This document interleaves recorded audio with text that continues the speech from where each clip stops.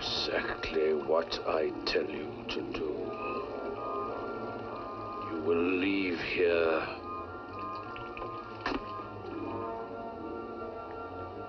you want only to destroy yourself. I think really the film recasts Rasputin as a Russian Dracula.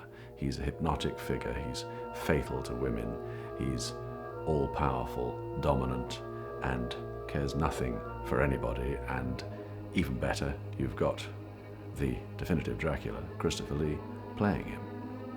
I think the great irony about Rasputin was that he was neither mad nor a monk. He was a very astute individual who recognised that in the almost medieval society that still existed in Russia, arguably in the early 20th century, that a holy man, in inverted commas, would be somebody who even aristocrats and even the royal family would hold in some kind of awe and respect.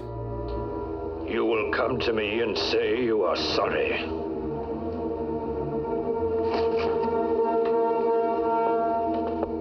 Christopher as Rasputin, again, I think if it hadn't been a Hammer film, he would have got all the awards. His portrayal of Rasputin is magnificent. And you know, Christopher is, what, 6'3" or 4". You give him the heels of the high Russian boots, plus a Cossack hat, and this incredible personality of probably 7 foot comes on the set. And I mean, Christopher and I were mates. We used to have great laughs and giggles. But I said to him, you know, another minute and you will have hypnotized me. Christopher is superb in the part. He's the best Rasputin ever, and many people have played it. But Christopher was perfection, I think.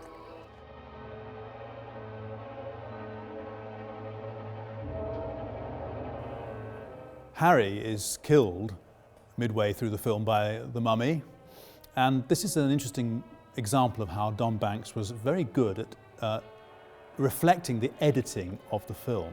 What happens is we see Harry burning after he's been killed, developing fluids pushed all over him, and he's burning. And as the flames rise, the music gets more exciting.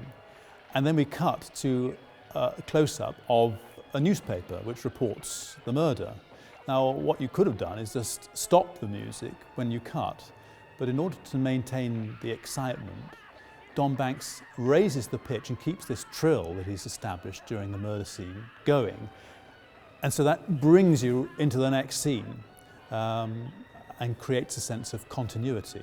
I think it has an astonishing cast, possibly one of the strongest ensemble casts that Hammer has. Despite the fact that none of them are great stars, they're all very, very capable actors.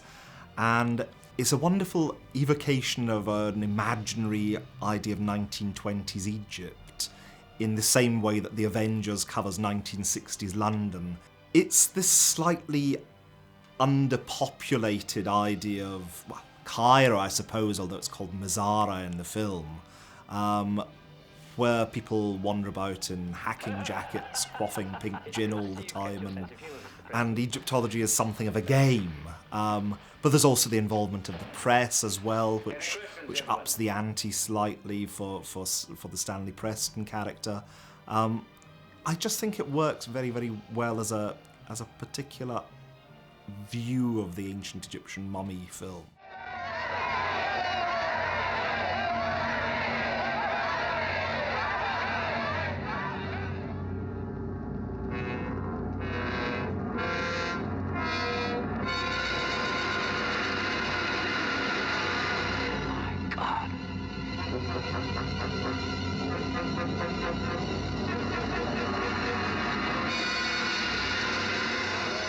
The film rights for The Devil Rides Out came from Michael Stainer Hutchins and his business partner, Peter Dorr. Now, they were the uncredited associate producers of the film, and Stainer Hutchins also handled the special effects.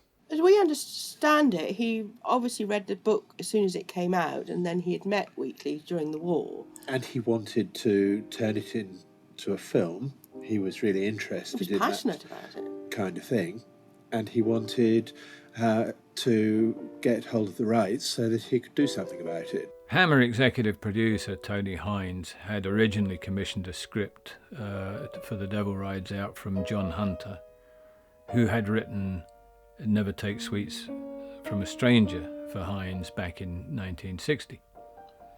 But that script turned out to be too British, in quotes, whatever that meant. And of course, to get the immediate reaction to a problem like that is to go for an American writer. I think the human mind has a lot of powers to it that people are not aware they're using. And I think that black magic could make use of the worst elements in the human psyche, just as witchcraft might. That's why they keep using it in motion pictures. I believe in many ways black magic is very functional, and it's a bad idea to fool around with it. I had an interlocking dressing room with Leon Green, and we'd been blocked on the floor, and I came back thinking, gosh, they're tall.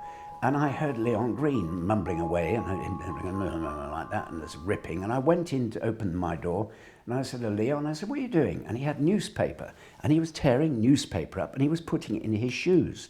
And he said, I'm not having that bugger Christopher Lee taller than me. And he was putting paper. He was already 6'6", 6'7", and there's me, poor me, and I am in the little flat shoes that were period shoes, real period dress shoes. And my poor Simon Aaron is looking up at these giants. You have a look at the very first scene of when I'm introducing everybody at my party in my house. And I look like a little midget. And then he's getting taller and taller. And I wouldn't be surprised if Christopher Lee wasn't in his dressing room saying, I'm not having that Leon Green taller than me, you know. This is the one Hammer film I remember vividly that when I went to bed, I didn't dare let my feet go out from under the blanket in case something got me. And it stayed with me for weeks in a way that the others didn't. I had more of a sort of thrill of horror from the others. This one just scared the pants off me. He has sent the angel of death himself to claim him. And us. If he once breaks into the circle, if we once catch sight of his face,